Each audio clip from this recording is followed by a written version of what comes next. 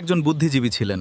তিনি নিজেকে যথেষ্ট জ্ঞানী মনে করতেন, হ্যাঁ। কিন্তু মাঝে মাঝে মনে প্রশ্ন জাগতো, আমার চেয়ে কি আরো বড় কোনো জ্ঞানী মানুষ আছে? দূর এক স্থানে একজন বিখ্যাত জ্ঞানী আছেন, যিনি মানুষের মাঝে জ্ঞান বিতরণ করেন। অনেক পথ পাড়ি দিয়ে অবশেষে তিনি পৌঁছে গেলেন সেই জ্ঞানীর কাছে। সেখানে গিয়ে বললেন, আমি আপনার কাছ থেকে জ্ঞান নিতে এসেছি।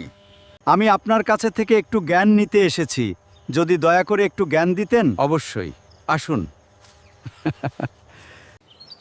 বসো বসো, ঢালতেই থাকলেন। টেবিলে দুটি কাপ রাখলেন এবং চা ঢালতে শুরু করলেন। আপনি কি করছেন?